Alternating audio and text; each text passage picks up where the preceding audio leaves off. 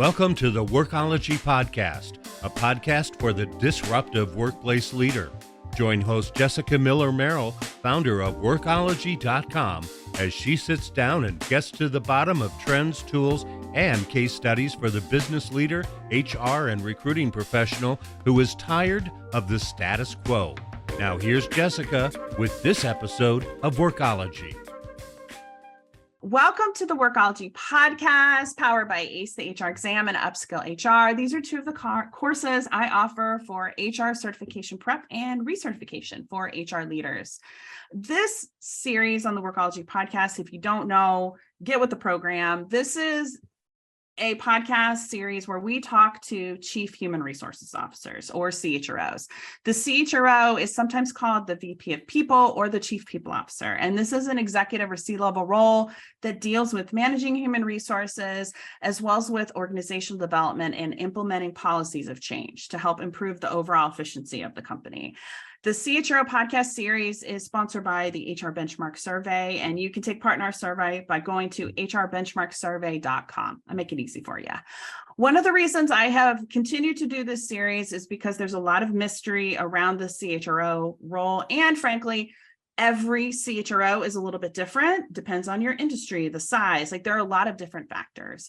I want aspiring CHROs to know the types of skills and experiences that you need to promote into this role. And then it's also great to hear from peers and friends about what they're doing and how they're connecting with leadership and partnering in terms of bringing new initiatives and programs forward. So before I introduce our guest, and he has been on the podcast before, I just want to hear from you. So send me feedback, text the word podcast to 512-548-3005. That's podcast to 512-548-3005. Ask questions, leave comments, make suggestions for future guests. This is my community text number. Frankly, it's so much easier than email. So this is why we do it this way. So send me a text. So today I'm excited to bring back Matt Brown, or Matthew Brown. I'm going to call you Matt because that's how I refer to you. He's the Chief People and Culture Officer with Schoox. Matt has 15 plus years of experience in IT, human resources, L&D, and talent management across multiple industries, primarily in the hospitality and restaurant industries. Today, he blends people, processes, and technology to better connect HR with learning and development, helping organizations create cultures and experiences that have a lasting impact. Matt, welcome back to the Workology Podcast.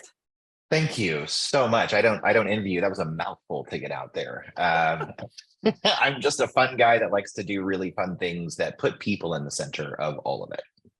I am a fun gal that likes to put people in the center of it. So I know this is going to be a fun conversation. I mentioned the intro a little bit about how you got here, but let's kind of back up. Tell us, how did you get started, especially in HR, and how has your work evolved over time into your current role? I think I always love sharing my story. I'll try to keep it as brief as possible because I'm a talker. I can go on for hours and hours, but I think, I took a very, I would call it non-traditional path, especially given the time that I was coming through the ranks in the 90s, the early 2000s. I should put it out there first that I started my professional career without a college degree, right? Like that, who am I? What are you doing in the world? Why is this the case? I like to do things a little more difficult. Right, like the challenge. I, in 2016, went back and got my degree in HR management, which it did add some value. But I want to put that out there to begin the story, just because I want people to know the only obstacles, the only barriers that you have are really the ones that you put on yourself. Right, just persistence and patience and looking for creative ways to leverage what you bring. I got my first exposure to HR, honestly, I went to a training class years and years and years ago. I worked for Chase Mortgage, now JP Morgan Chase Investment Services. And I was just an eager participant in a training class. And I was so enamored by what the facilitator was doing. And I was there to learn a lot about the content, but I found myself really focusing on that art of training. So I created a relationship with that person and spent time really just digging in to understand, like, how did you get here? what drove you here? Why this? Because I come from a family of educators. I've got a lot of teachers, and between my siblings, parents, grandparents, and so I understand the mindset there. But I was curious about it from that perspective, and so then I was able to kind of find a way to step into training, and I had a wide range of roles. I'm very technically minded, so my crossover point was easy to go in as a learning technologist. And then I went from learning technologist to instructional designer, facilitator, and then it felt like there was something missing. Like training is only part of the equation. And when I got to a place where I saw training and HR start to come together, that's when I knew really where I wanted to go, and that I needed to go a little bit further in to satisfy what my curiosities were. Along the way, I tried some project management roles. I actually, again, being a technology guy, took some IT leadership roles, and fun way to partner with HR from an IT perspective. And then when I joined Schoox 4.5 years ago, I was given the opportunity to leverage my experience as an HR practitioner and a people development specialist in some creative ways. We're a tech company. We are a learning and talent development platform provider. So our CEO said, "Hey, I think you'd be really great to start building the foundation for marketing. You are our customer. You know, you've lived that life. You know what they are concerned about. You know what drives them, what motivates them. So like help us in that way," which I never thought that would be a possibility, but here we go. Let's go do it. And then that ultimately led me to this role, Chief People and Culture Officer, which has been my proudest moment ever. I love this story, and I love the non-traditional side of things. Frankly, I think we're going to see more people stepping into the workplace, but specifically HR. I have a college degree, but honestly, as an entrepreneur, I feel like the best way for me to learn is YouTube and hiring a coach to say, "Tell me all your secrets." So, or reading a book. So I think non-traditional learning is fabulous. You don't know the rules, so you don't know what they are. Therefore, you work through a more creative and different route. So that's also why I think I love talking to you and learning from you so much, because you see the world from a really different lens than your average HR person. I like to think so. I have some other time we can sit down over coffee and I can give you the life story with all the experiences. But years and years and years ago, I had a very pivotal moment in my life where I was forced to make a decision, and we're always given choices, even when we don't feel like we're given choices. And that choice was, I could be a victim of circumstance, or I can choose to learn what I can learn from this particular event and fuel myself going forward. And that shift really allowed me to unlock so much. And much to what you said, I didn't really know the rules, and I didn't want to know the rules first. I wanted to just charge in and then learn as I go, and continue to always be focused on never stop learning. It takes a special leader to support somebody like that. I will say, and I didn't have that benefit. That's why I work for myself. And I don't always make friends, but it sounds like from our conversations, like you have a really supportive CEO and a leadership team and a good relationship that is helping you and supporting you to make some mistakes, learn some things, and just see and create like an HR department that operates differently the most.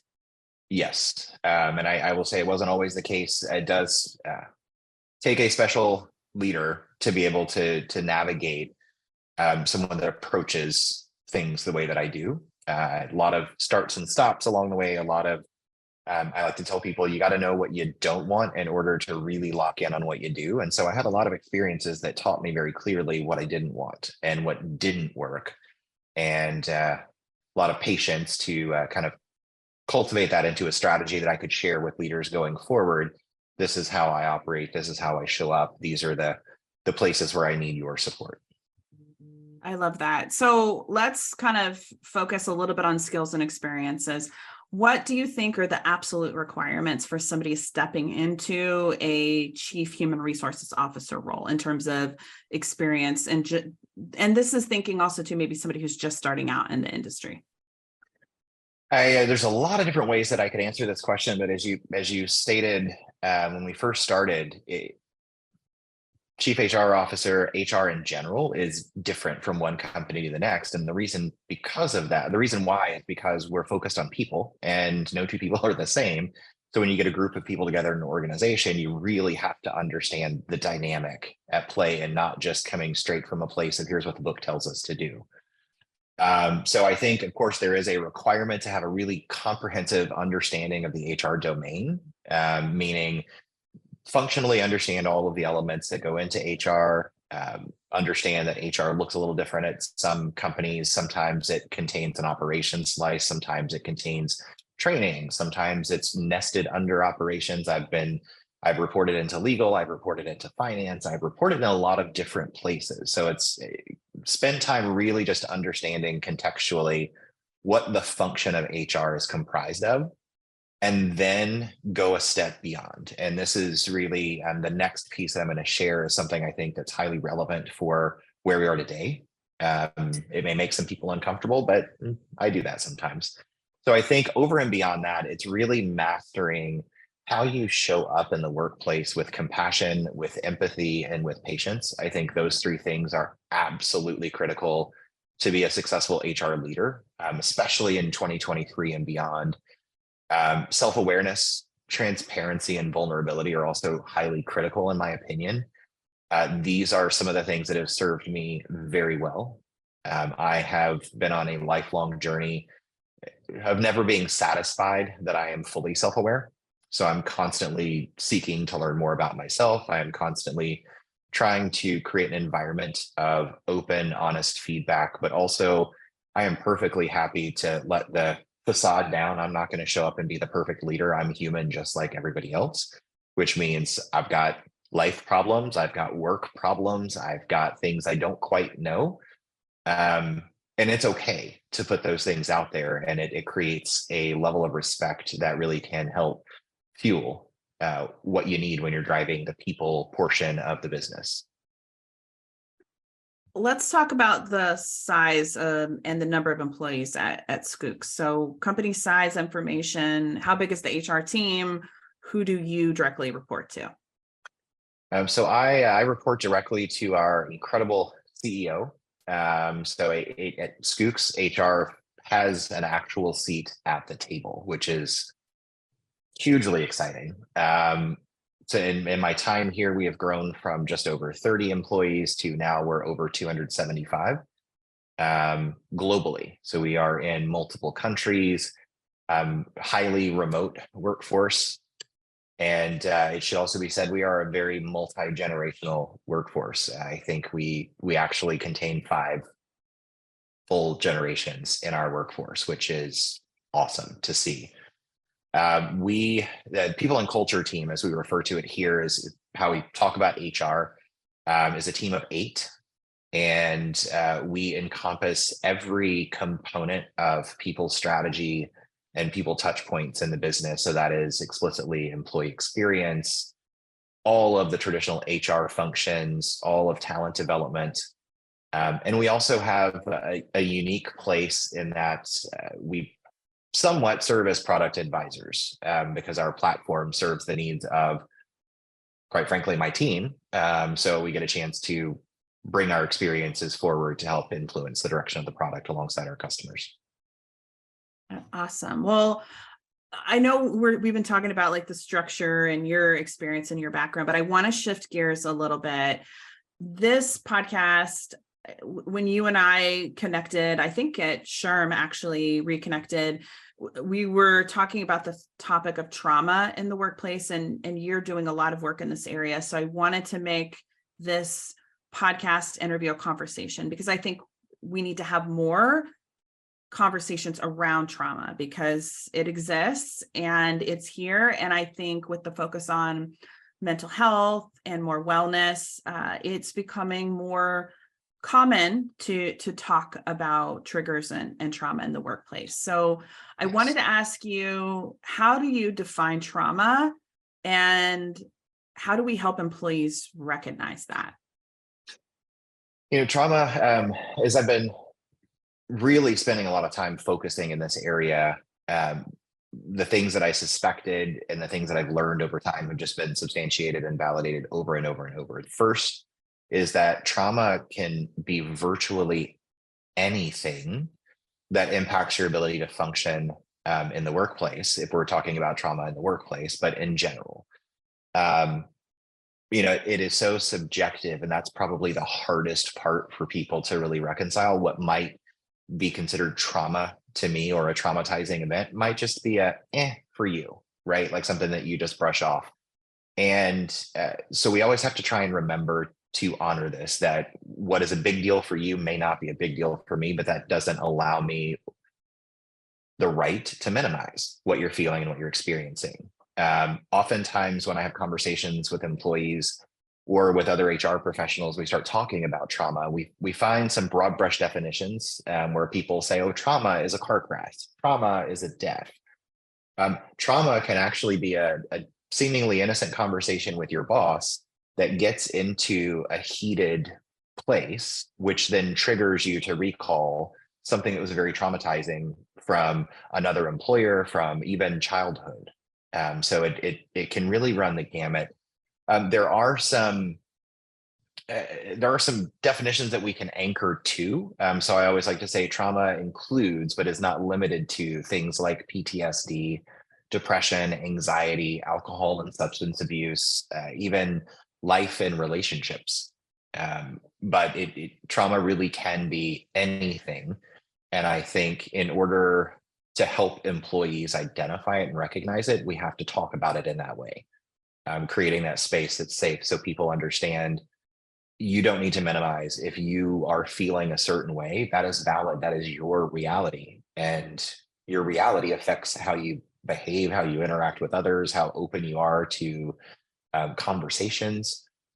So being able to paint that picture wide enough for the organization so everyone understands trauma doesn't just fit in a nice, neat little box. It's a real individualized, I would say, experience, but it is highly customized to that individual. So if you and I have the same experience, like you were saying, it might trigger something else with me, and you might be perfectly fine. I will give an example. So for those of you that don't know, I'm a domestic abuse survivor. I was married to an alcoholic, now ex-husband, for 7 years.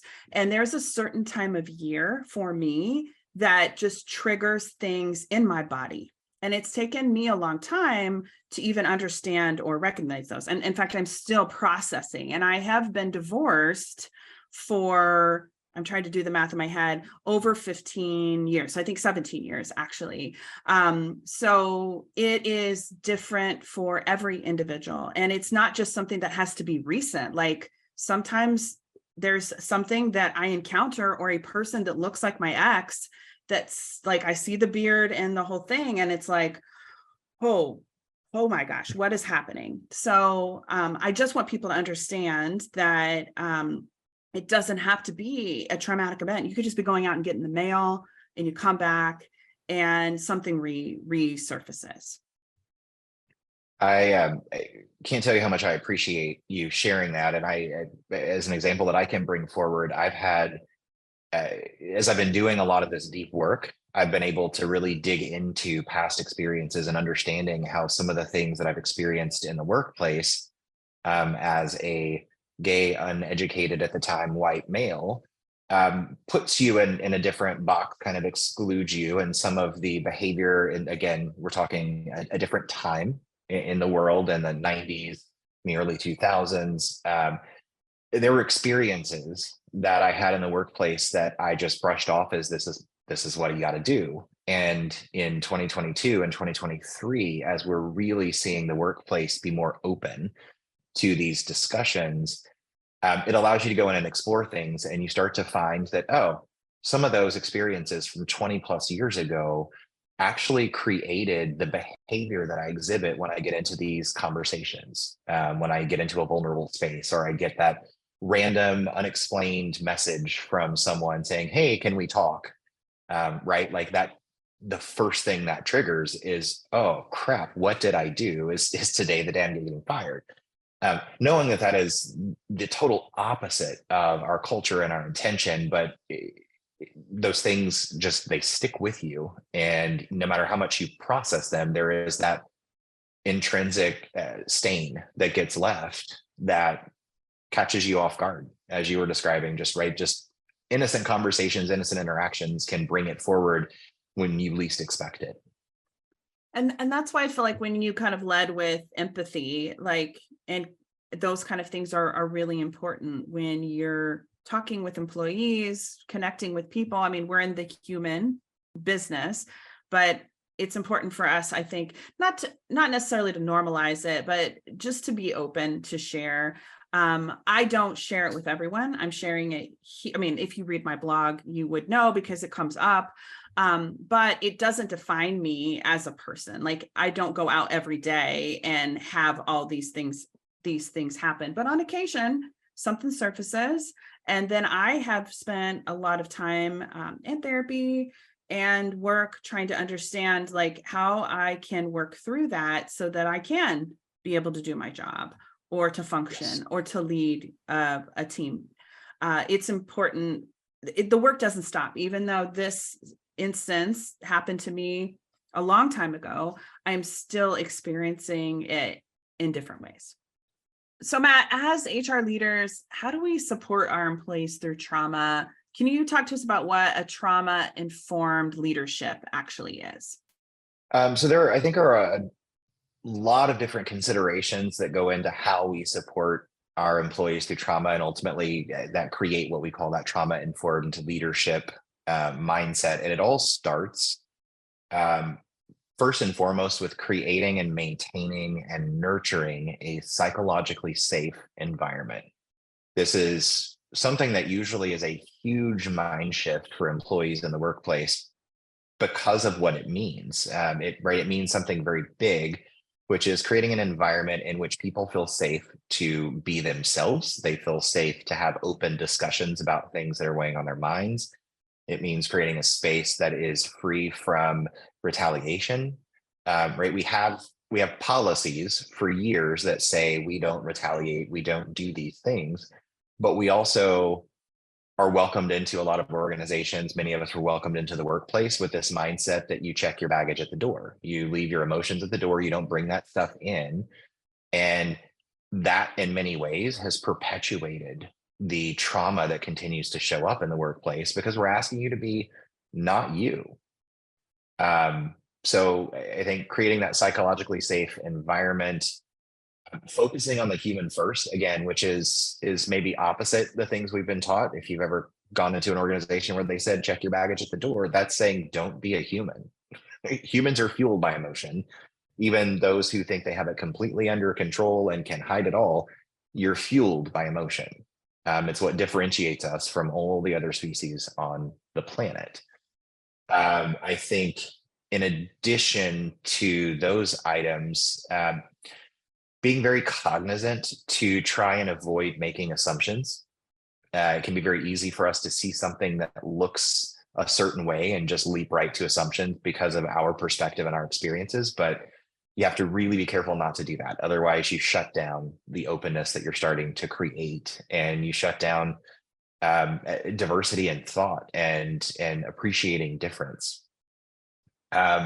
Tactically, I think one of the things that I've taken away from some of the experiences I've had and some of the training that I've gone through and just the broader conversations is a huge shift in mindset that can be one great example is instead of reacting with what's wrong with you, shifting that mindset to really ask the question, what may have happened to you or them?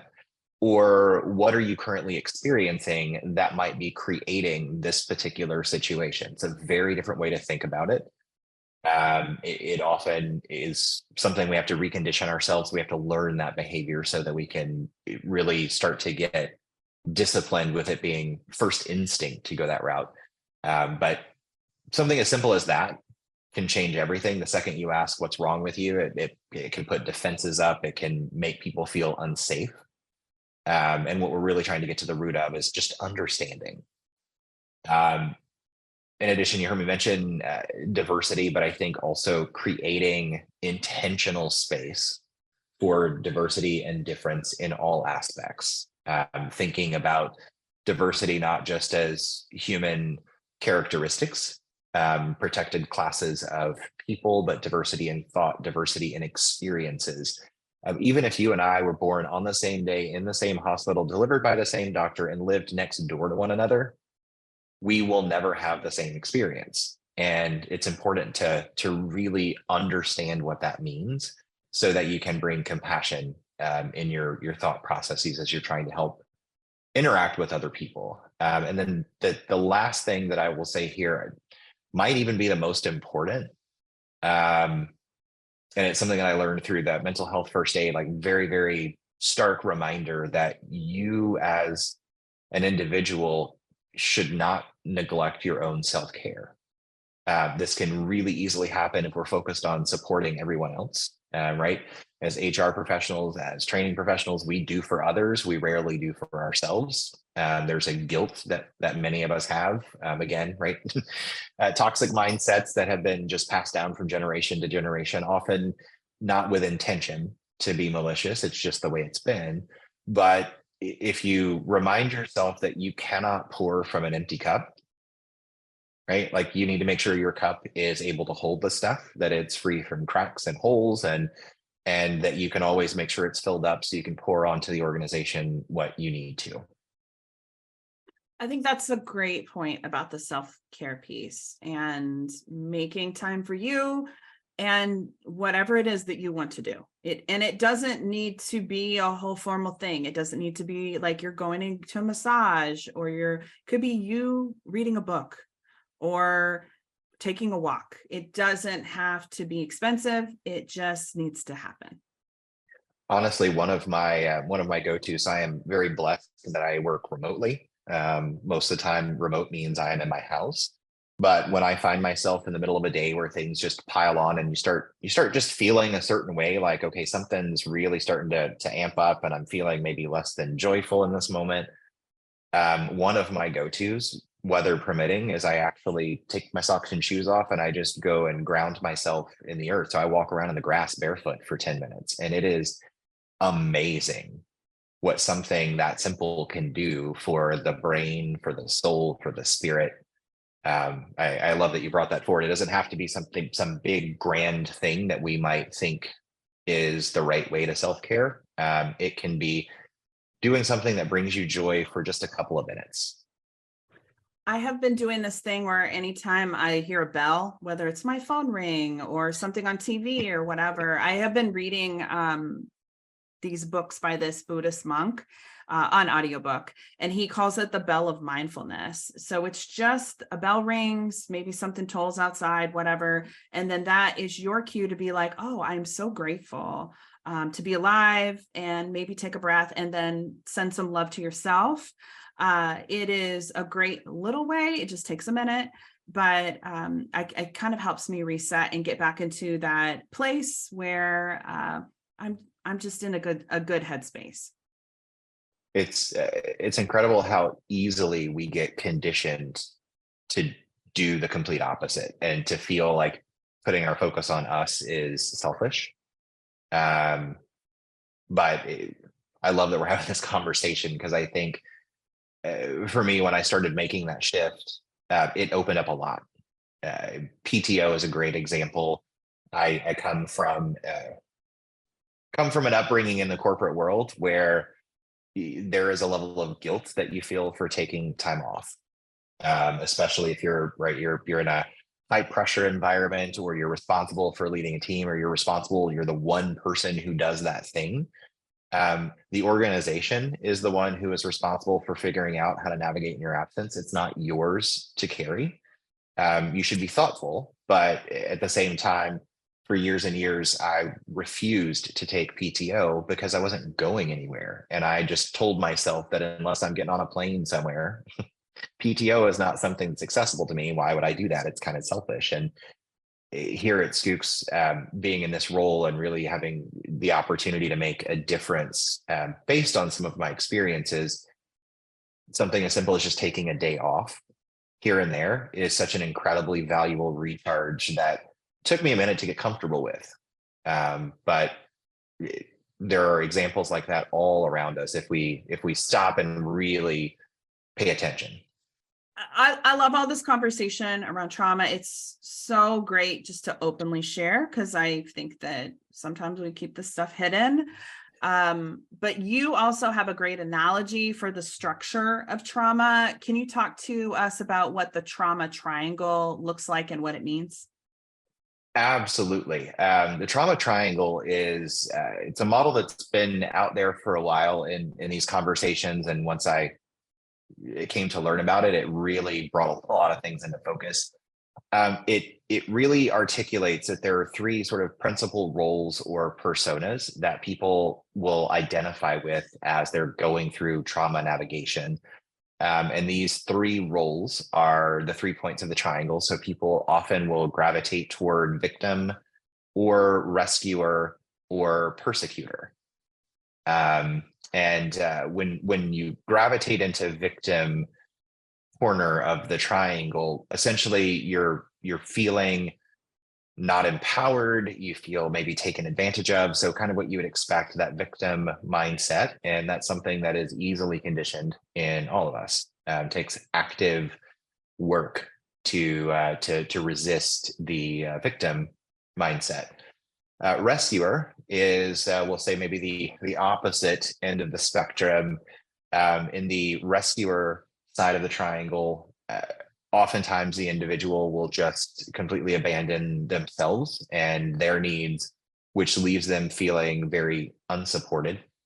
And oftentimes you hear those words, I just don't feel like I am supported. That's a good signal somebody's gravitating toward that rescuer space. And oftentimes the rescuer can be an enabler for others, trying to help, trying to do good stuff, but maybe their cup's not full. They don't have themselves firmly grounded and planted. And so they're maybe projecting a little bit along the way. And then the persecutor is, I would call it maybe also the projector. So in the persecutor space, you're really driven from this place where you've got anger and you're holding on to things about that trauma that are informing how you approach similar situations going forward. It might affect how you even coach somebody or try to support them. You live in the anger, and that anger can be misdirected in times of trauma going forward. I love visualizations. I have a link to the trauma triangle that we'll put in the show notes of the podcast here. And then I'm envisioning maybe, and we'll see how crazy we get with these videos, but we're doing more video of us on the interview so that we can make more pieces of content. So I kind of envision us putting an actual depiction of a trauma triangle so that you can see. As I'm thinking about the triangle, I'm thinking like, I have been all of these things, but maybe there's one that I more go to, like in times of stress or just circumstances in my life that is more, it is not my favorite, but it just ends up being the thing. So I think the awareness piece is really important when we think about this, and also thinking about family members or people that you're close to or on your team, like where do they sit in this? I think the awareness helps you understand what their trauma response actually is. Yes, I think self-awareness is really the key, understanding how to identify within yourself so you can be more cognizant. I know for me personally, rescuer is my go-to.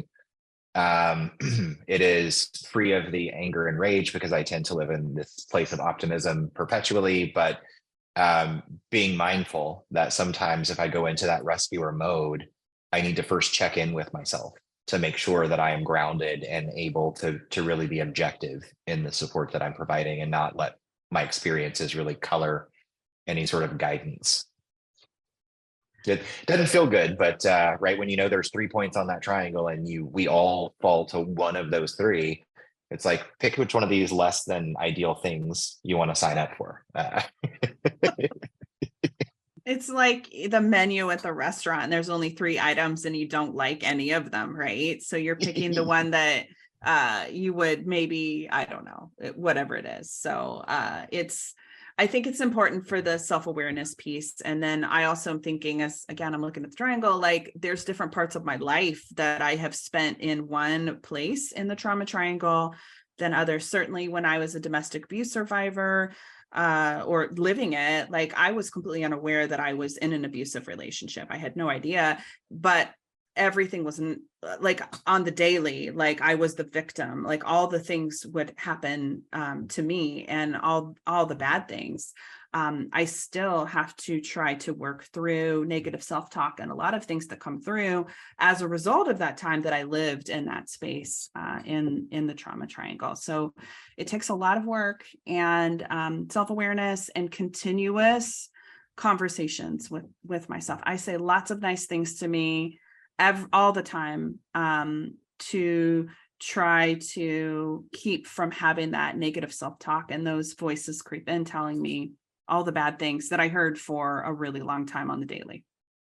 I'm in a cycle now for 7 years of daily affirmations that start my morning, and oftentimes these filter out into my Facebook presence. And there is a quote that I revisit about 10 times a year, and I always botch it when I try to get it exact. So I'll just express the sentiment in general, which is, you are the person that talks to you the most, so say nice things. Right? Like your voice is the one you hear more than anybody else's in the world. So try to find a way to make that voice say the nice things when the rest of the world may not. Agreed. One question I wanted to ask is around psychological safety. So what is the most important thing that we should know about this concept of psychological safety? I think, the biggest thing that I want to make sure people know is that every single person in the organization has a role in creating and maintaining psychological safety.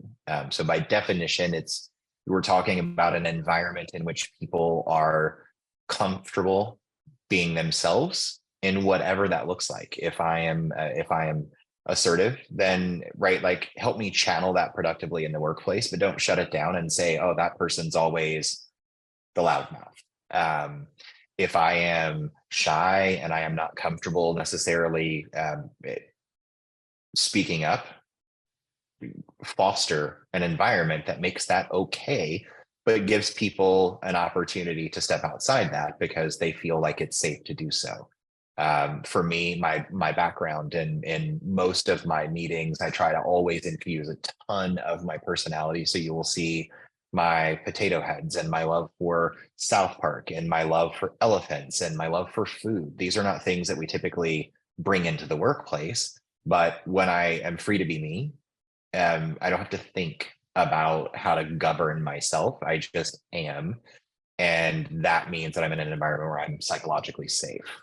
It does feel really uncomfortable for people when we start talking about this concept in the workplace, mostly because we've been conditioned. I've said it multiple times. We've been conditioned to check that stuff at the door, leave the emotion, leave the baggage at the door. We're talking about the opposite of that, like undoing all of that. And it takes all of us. It's not one leader says from on high, we are now psychologically safe. Go be yourself. It's active. It is daily. You're going to get it wrong. So don't expect to get it right every single day. You're going to have moments where you take a step back. You have moments where you need to course correct. But it's about being consistent and making sure that your leaders are leading by example, but everybody understands we all have a role. That lead by example piece is really key. I sorry to interrupt. I also often will say that people and trauma come in all different packages. So no two are going to be identical. And as long as you can remember that helps you maybe lead with love more than you might otherwise.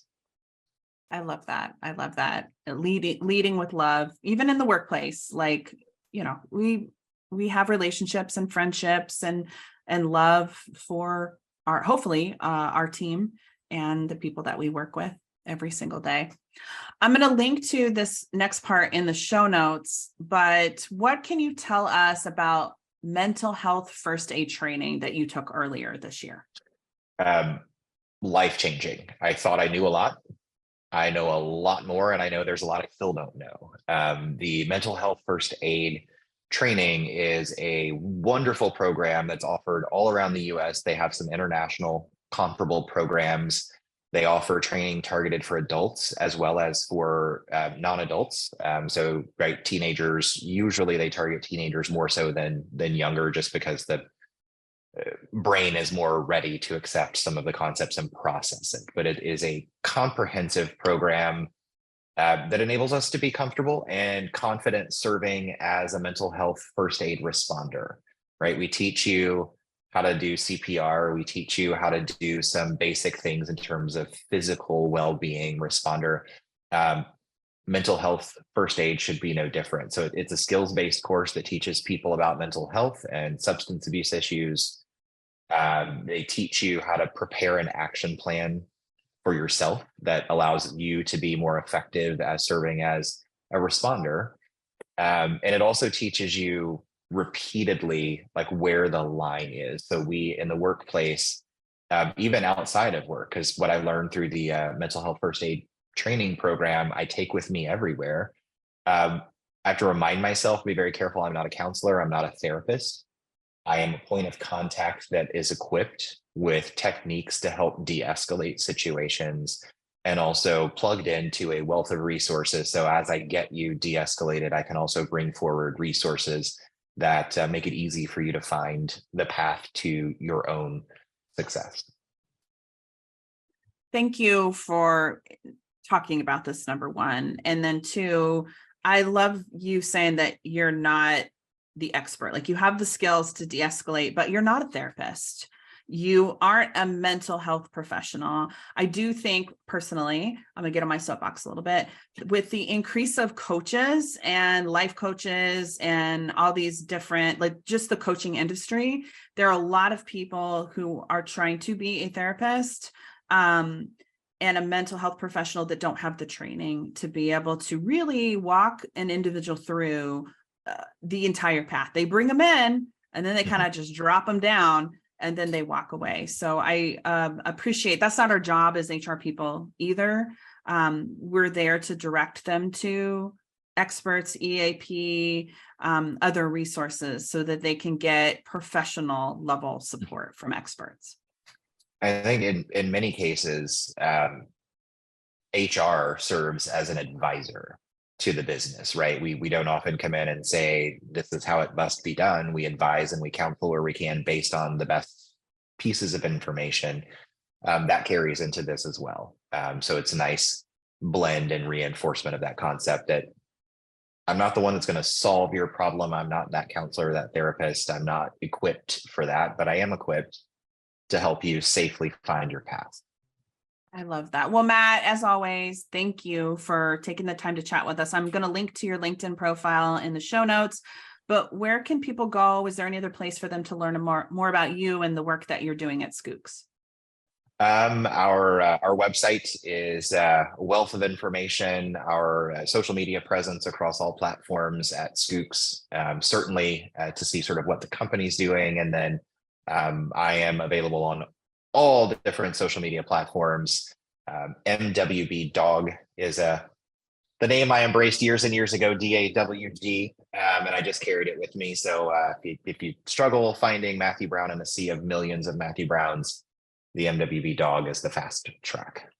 I understand what it's like to have a very common name. There's a reason that I remain hyphenated. Even when I went to college, there was another Jessica Miller, and I got her scholarship money for journalism, which, I mean, I went back to the advisor department and sent the money, but it's hard when you have a name that's very common. So I think that it also kind of speaks to like your personality, which I feel like is really eclectic and fun.